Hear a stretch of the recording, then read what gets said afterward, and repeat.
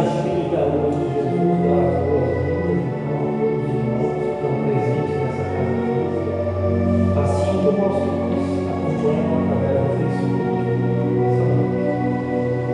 Antes de iniciarmos a nossa palestra, vamos fazer um trecho do livro Caminho, Verdade e Vida, de Francisco Cândido Xavier, ditado pelo Espírito de Emmanuel, capítulo 7, se intitula Tudo Novo.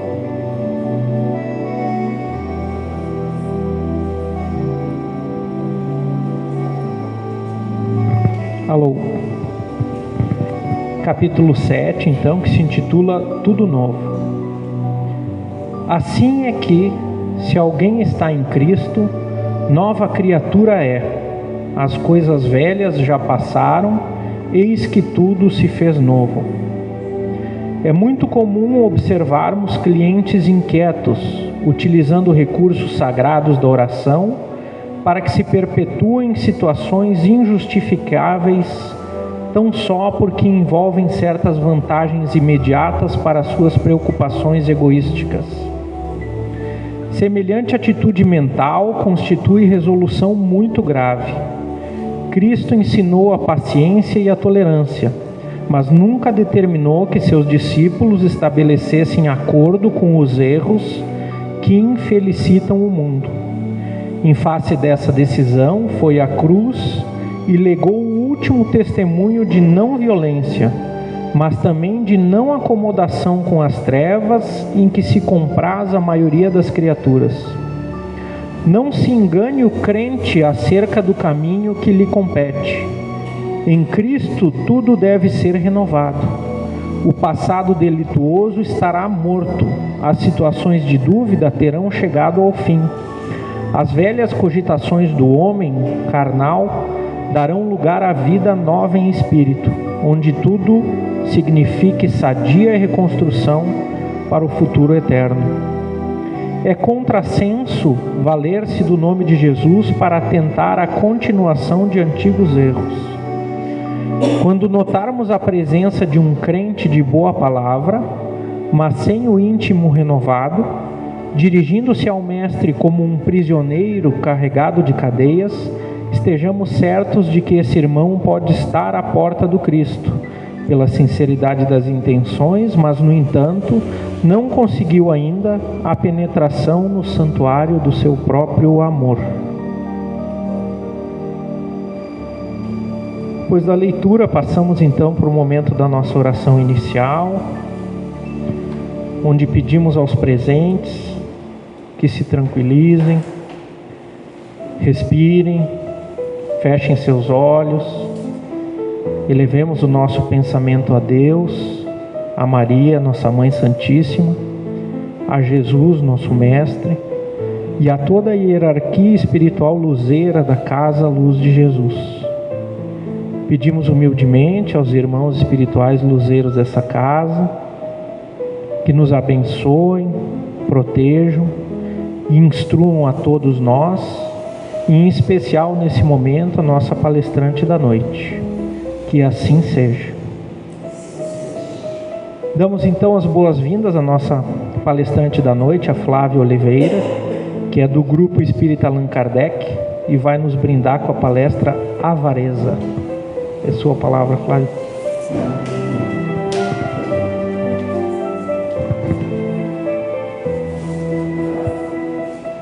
Boa noite a todos e a todas.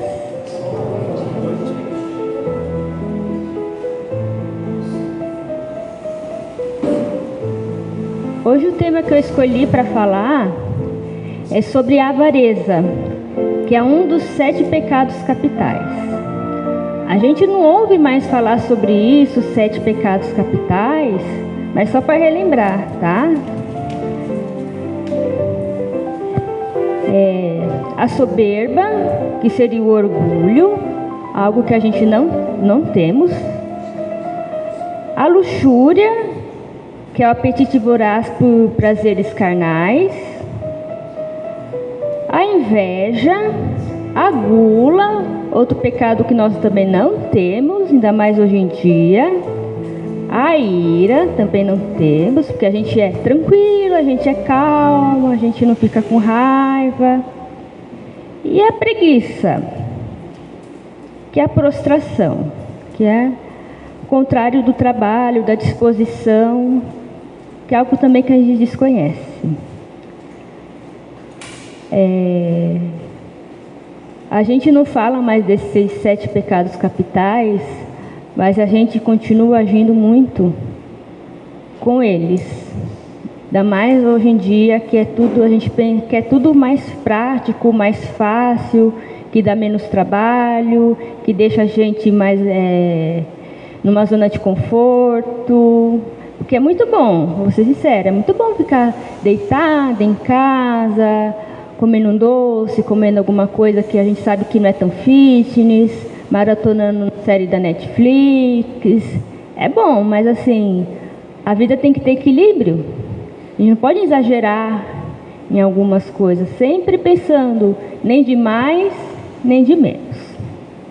E a avareza é a qualidade ou característica de quem tem um apego excessivo ao dinheiro ou às riquezas. Nós somos seres espirituais vivendo uma experiência material. Só que a gente esquece disso. A gente quer acumular, acumular, acumular.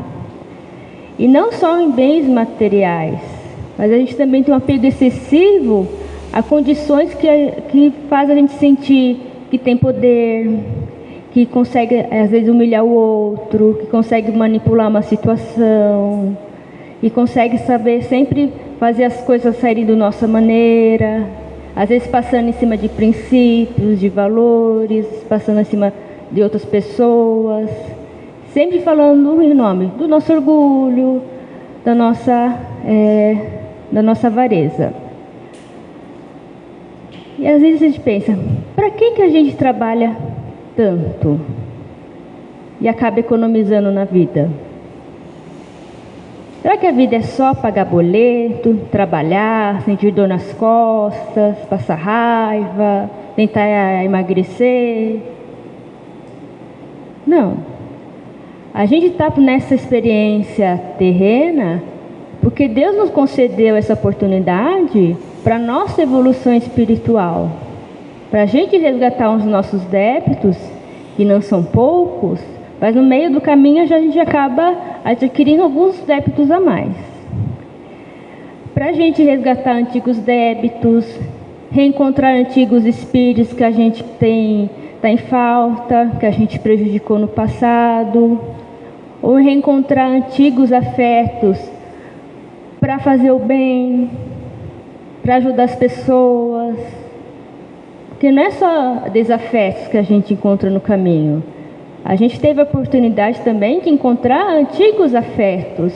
Porque passar por essa vida às vezes não é fácil. A gente tem que ter amigos, a gente tem que ter companheiros, temos que ter aquelas pessoas que nos apoiem, que nos ajudem, que suavizam as nossas vivências terrenas. Porque tem dia que é difícil. Tem dia que não dá muita vontade de levantar da cama. Mas é necessário. A gente tem que sempre lembrar que a gente pediu essa oportunidade. E nós nunca estamos desamparados. Então, o apego excessivo aos bens materiais, o apego excessivo ao celular, a carro, a roupa cara, a móveis caros, de guardar dinheiro, e às vezes não auxiliar ninguém, porque tem que guardar, porque quando eu precisei de ajuda ninguém me ajudou, então por que eu vou ajudar? E isso tudo vai ficar tudo fora da porta do nosso caixão, vai ficar tudo aqui no plano terreno. Então por que às vezes a gente é tão apegado, é tão preocupado? E tem uma história na Revista Espírita de 1858 que fala assim: tu que possuis, escuta-me. Certo dia, 2 filhos de um mesmo pai receberam cada um o seu alqueire de trigo. mais velho guardou o seu num lugar oculto. O outro encontrou no caminho um pobre a pedir esmolas. Dirigindo-se a ele, despejou no seu manto metade do trigo que lhe coubera. Depois seguiu o caminho e foi semear o resto no campo paterno. Ora, por esse tempo veio uma grande fome. As aves do céu morriam à beira dos caminhos. O irmão mais velho correu ao seu esconderijo, ali não encontrando senão poeira. O caçula tristemente ia contemplar o trigo que havia secado no pé, quando depara com o pobre que havia assistido. Irmão, disse-lhe o mendigo, eu ia morrer e tu me socorreste. Agora que a esperança secou em teu coração, segue-me. Teu meio alqueire quintuplicou em minhas mãos. Aplacarei tua fome e viverás em abundância. Olha que história interessante. Então, 2 irmãos receberam uma mesma quantidade de trigo. Aí um que era muito avarento guardou. Não falou aonde guardou.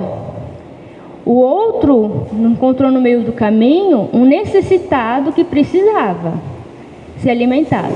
E ele não pensou 2 vezes e ajudou esse necessitado. Quando veio como vou explicar? Um tsunami da vida, porque a vida tem teus altos e baixos. Nunca vai ser uma coisa contínua, linear, como a gente espera. Sempre vai acontecer algumas coisas difíceis, vem a tempestade, vem a chuva, vem a neve, vem a doença, vem o desemprego. E aquele caçula precisou de ajuda. E ele estava indo ver onde tinha plantado o trigo e já achando que tinha tudo já devastado. Aí ele reencontra o mendigo. E o mendigo estava tão grato por ele ter ajudado ele, que acabou plantando aquele trigo e a vida foi bondosa e quintuplicou para ele. Ou seja, os 2 foram beneficiados. O mendigo, no primeiro momento, não teve orgulho de pedir ajuda para o irmão caçula. E assim, da mesma forma que foi auxiliado, o auxiliou. O mendigo, num primeiro momento, ele estava no fundo do poço. E o fundo do poço é o lugar que a gente mais visita. É o lugar mais visitado do mundo. E quem é que nunca esteve lá? A gente nunca pode dizer que não vai precisar um dia de uma ajuda, vai precisar de um auxílio, nem que seja para pedir uma oração para uma pessoa. E o mendigo, como foi grato, a vida acabou também abençoando ele. E quintuplicou a plantação. E ele daí, num segundo momento, conseguiu ajudar o irmão caçula. Enquanto que o outro irmão que foi avarento não sobrou nada. Então, quando a gente tem algo de bom, um conhecimento, uma roupa, um tempo, que o tempo está sendo uma coisa bem preciosa hoje em dia. Ter um bem material, ter dinheiro, ter alimento, ter uma roupa, a gente auxilia, a gente divide, porque tudo isso são empréstimos que Deus nos deu para a gente poder passar por essa existência. E se a gente for parar para analisar, nem esse corpo nosso que a gente habita temporariamente não é nosso o corpo completo, porque um dia a gente vai ter que devolvê-lo. Às vezes a gente queria ter um outro cabelo, outro peso, uma outra fisionomia, um outro nariz, queria emagrecer, ou queria fazer uma mudança totalmente no corpo, não sentir dor, trocar alguns órgãos se pudesse. Mas é o corpo necessário para as condições necessárias nossas nessa encarnação. Então fica a reflexão, que bom uso nós estamos fazendo do nosso tempo, das nossas palavras, daquilo que a gente tem que pode ser doado para outra pessoa. Será que eu estou fazendo aquela faxina no guarda-roupa, vendo aquilo que não serve mais, que não cabe a nós mais na fase atual da vida, e estamos distribuindo, estamos doando? Ou estamos deixando lá, achando, ah não, um dia eu vou voltar a usar, um dia eu vou voltar a emagrecer e vou caber de novo nessa calça. Será que estamos auxiliando as pessoas que estão ao nosso redor? Com o nosso conhecimento, fazendo uma oração, fazendo uma prece, escutando a pessoa no momento de aflição? Ou será que a gente está usando só o tempo a favor do nosso egoísmo, da nossa vaidade ou do nosso orgulho? Fica essa reflexão então. O que eu tenho que eu posso estar ajudando o outro? Ah, eu sou bom então em fazer divulgação em mídias sociais. Por que não ajudar uma associação que está precisando de um voluntário para isso? Ah, eu sei fazer pão, sei fazer alguma coisa boa, sou boa da cozinha. Por que não então fazer algo de bom para fazer uma doação para alguém que precisa de alimento, alguém que precisa se nutrir? Tá? E continuando aqui, tem uma reflexão com relação à história.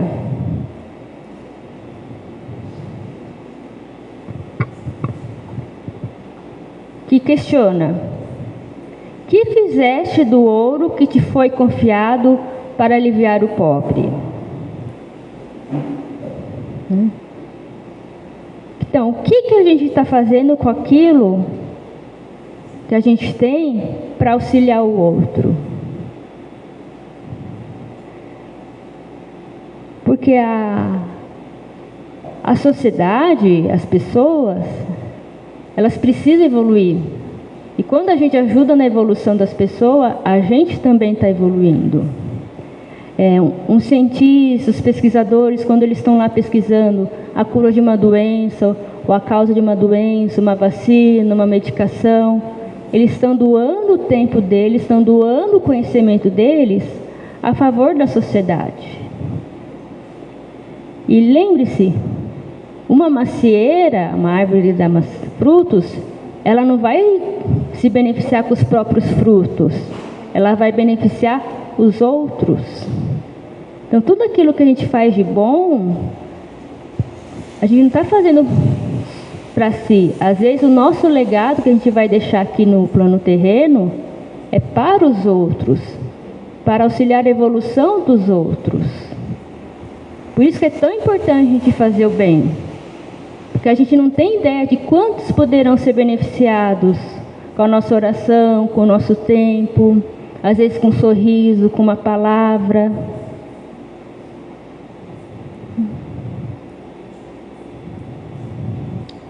Então vamos pensando, o que estamos fazendo com aquilo que a gente tem de bom, tem abundância? Será que estou guardando só no banco? Será que estou usando só para mim? Será que eu estou sem paciência? Estou querendo as coisas só do meu jeito? Hoje em dia eu percebo que as pessoas parecem que elas estão muito difíceis de conviver. Parece que elas estão muito assim, individualistas. Elas às vezes não querem se comprometer com alguma situação, porque elas só estão pensando nelas. Às vezes é só importante ela expressar a opinião dela, o ponto de vista dela só que é importante. E isso é muito prejudicial a nós, porque a gente não é dono da verdade. A gente não pode simplesmente jogar para o mundo o nosso ponto de vista, ainda mais se ele for um ponto de vista preconceituoso, sem caridade, sem empatia. O outro é do jeito que é. E a gente não tem como mudar o outro. A gente só pode mudar a nós mesmos. É difícil às vezes a gente encarar as nossas sombras, aceitar as nossas dificuldades, aceitar as nossas imperfeições, mas é a principal meta que a gente pode ter em vida, mesmo sendo doloroso. E quando a gente lida com as nossas sombras, se torna menos difícil lidar com a sombra do outro. Quando a gente trabalha as nossas dificuldades, a gente acaba sendo um pouco mais generoso, tendo um pouco mais de paciência, exigindo menos do outro, porque tem coisas que nem a gente tem ainda e a gente cobra do outro. A gente cobra do outro paciência, mas a gente também não tem paciência. Nós somos muito ansiosos, queremos as coisas para ontem. A gente está sem dimensão, parece às vezes, de tempo. Porque a gente quer aproveitar o tempo cada vez mais. Mas daí a gente perde tempo nas redes sociais, perde tempo fofocando.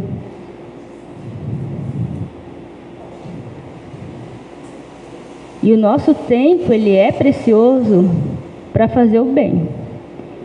Que até inclusive aquele bem que a gente poderia ter feito e não faz, isso depois a vida nos cobra. Então vamos refletir sobre isso. Para que a gente tem tanta pressa hoje em dia? Para que a gente tem tanta pressa em estar dirigindo e nem parar na faixa de pedestre para as pessoas atravessarem? Por que a gente tem tanta pressa para pagar uma conta? Tanta pressa no mercado? Porque a gente sempre quer ser os primeiros a ser atendido.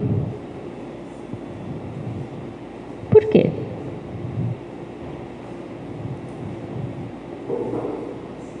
As faixas etárias que são mais felizes, ou que podem ter momentos mais de alegria, é a infância e a velhice.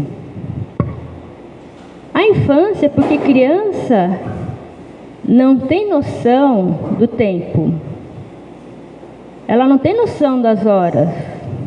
Você fala para ela, vamos viajar tal dia.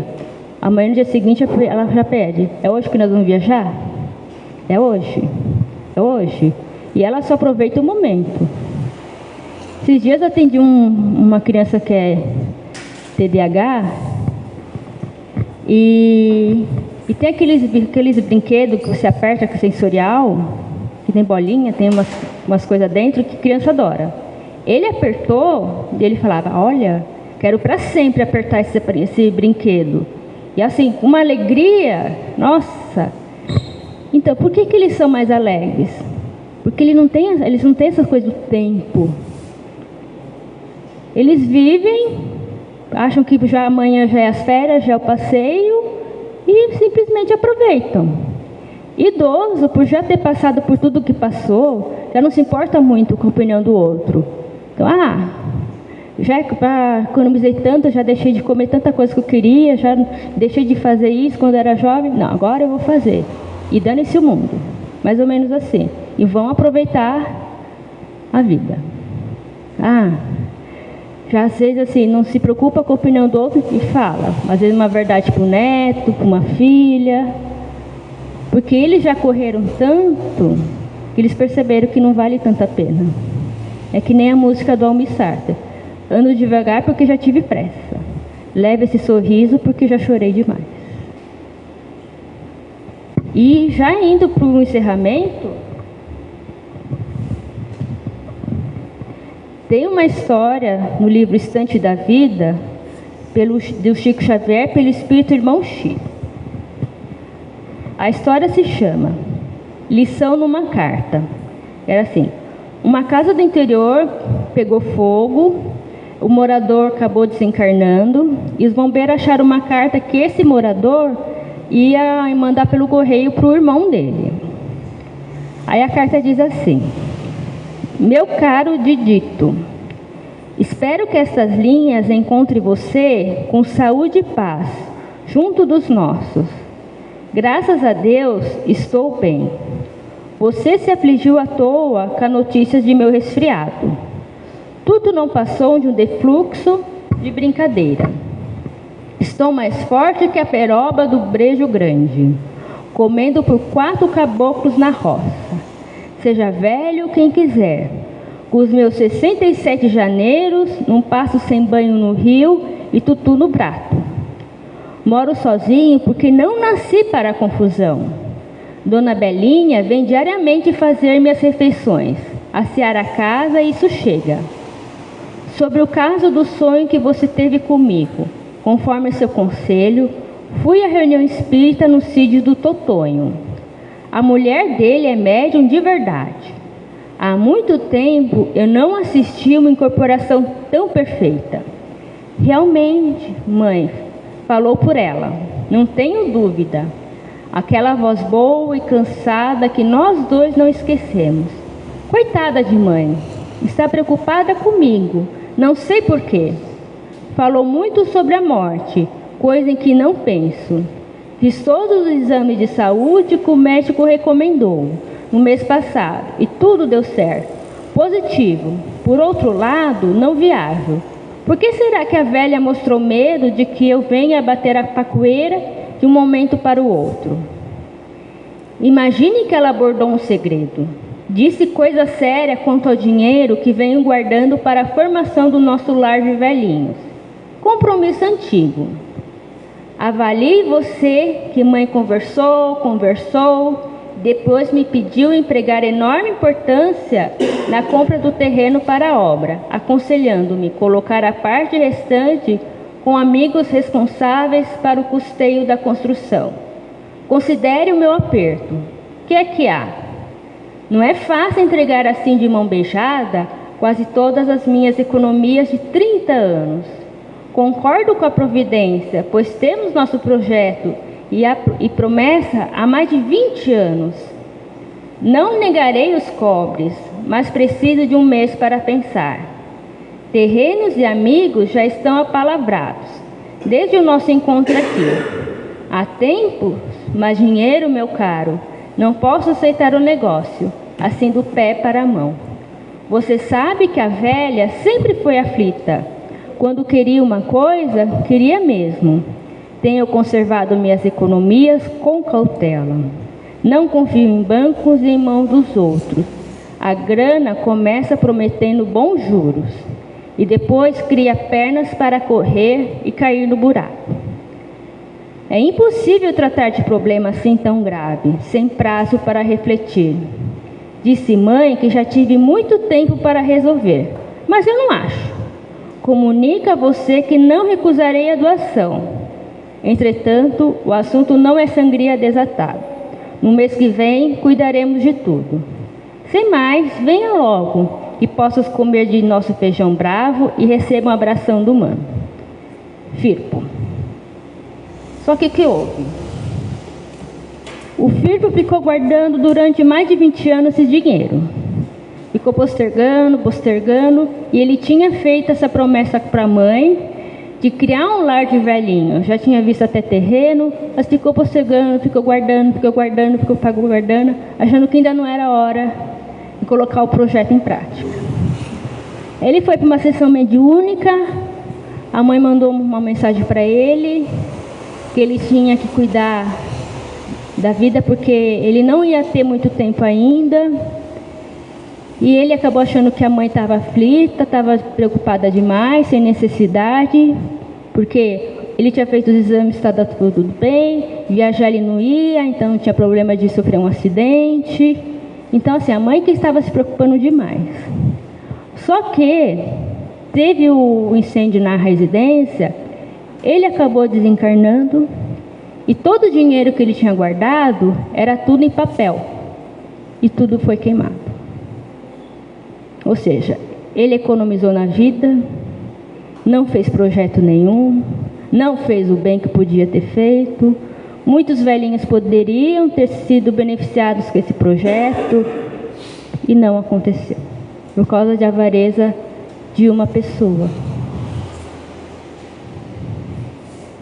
Então, será que a gente não está deixando de fazer o bem por orgulho, por preguiça, por avareza nossa? Será que eu não estou assim deixando para depois algo que seria tão importante fazer agora? Será que eu não podia estar dando mais qualidade ao meu tempo, dando mais dedicação a quem a gente ama, a fazer algo que gosta, a estar menos apressado. Às vezes a gente está muito apressado por coisas assim da terra. Mas e para os valores espirituais, para os valores morais, e para o amor, para a paciência, para a generosidade? Será que a gente está dando dedicação a esses sentimentos tão nobres? E às vezes, o excesso de dinheiro pode ser um problema para uma pessoa ou para uma família, porque ela pode acabar não utilizando bem aquele dinheiro. Pode desenvolver ainda mais o orgulho, o egoísmo, a ira, a gula. Por isso que a riqueza é uma prova muito difícil, às vezes mais do que a dificuldade financeira, porque a gente acaba atraindo bajuladores, atraindo pessoas que são só interesseiras, que ficam inflando o nosso ego, mas na verdade só estão interessadas em proveito delas. Então, pensemos, em que área da minha vida que eu estou sendo avarenta? Em que área da minha vida eu estou sendo gulosa? Em que área que eu estou sendo assim, soberba? Que eu estou sendo orgulhoso ou orgulhosa? E admitir, aceitar, faz parte da nossa condição humana ainda ter essas imperfeições. E não é vergonha admitir. Pelo contrário, é um gesto de muita humildade e muita coragem a gente assumir as nossas imperfeições, a nossa vulnerabilidade e tentar ser uma pessoa melhor do que foi ontem. Tentar ser um espírito mais evoluído do que foi ontem. É para isso que nós estamos aqui reencarnados. Para se melhorar e fazer o bem. Chico Xavier tinha uma frase que era assim: o bem que você faz em um lugar é teu advogado em qualquer parte. Que nem na história do filho caçula. Ele fez o bem e o bem retornou a ele, quando ele menos imaginava. Então, pratiquemos o amor, pratiquemos a solidariedade, vamos andar com menos pressa, vamos tentar ser menos ansiosos, cuidar mais de nós, desse corpo, que é a nossa moradia do nosso espírito momentaneamente. E lembrando, nada é por acaso. Não cai uma folha de uma árvore sem o consentimento de Deus.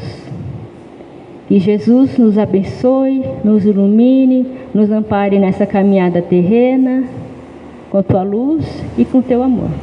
Que assim seja.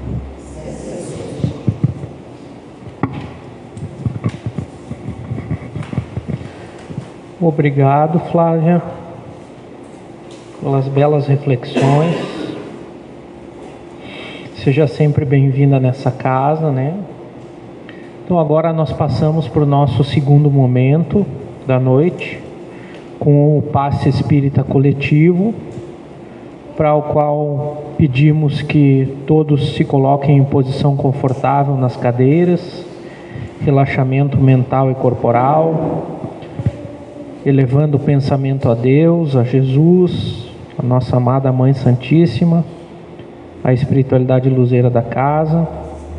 Esse momento do passe espírita é uma transmissão de energias benéficas emanadas pelos espíritos luzeiros da casa, benfeitores, através de nossos médiuns trabalhadores.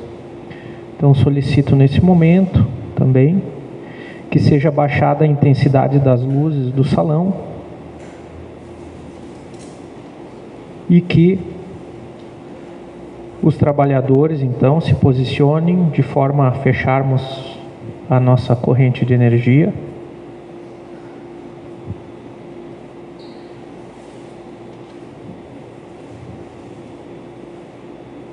E assim iniciamos a nossa oração. Jesus, amigo nosso de todas as horas, Tu que ensinastes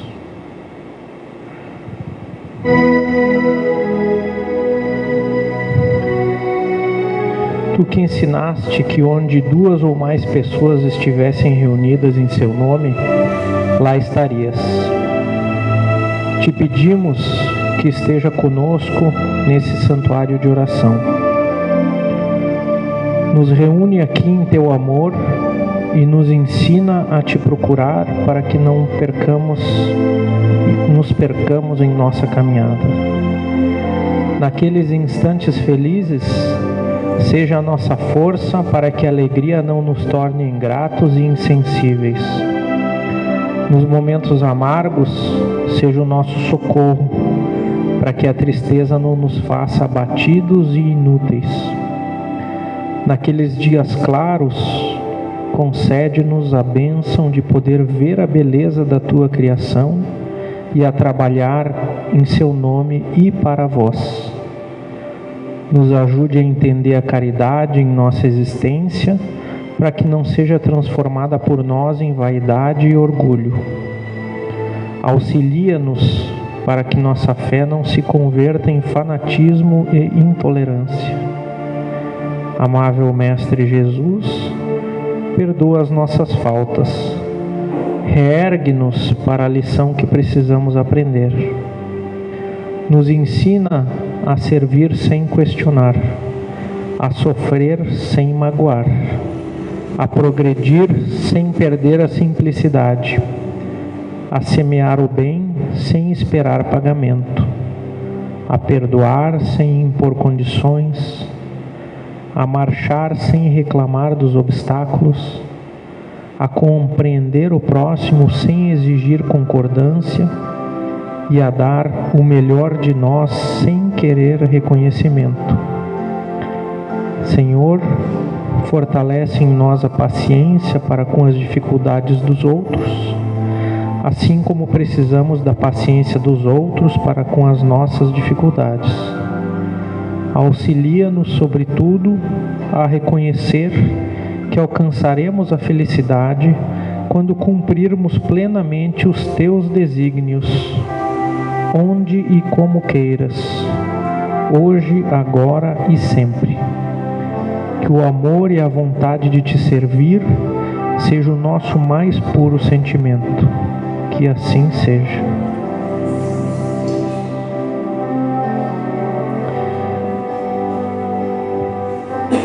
Agradecemos então a presença de todos nesta casa, deixando o convite para a palestra da próxima quinta-feira, que possam todos seguir em segurança para suas casas e até semana que vem. Boa noite a todos.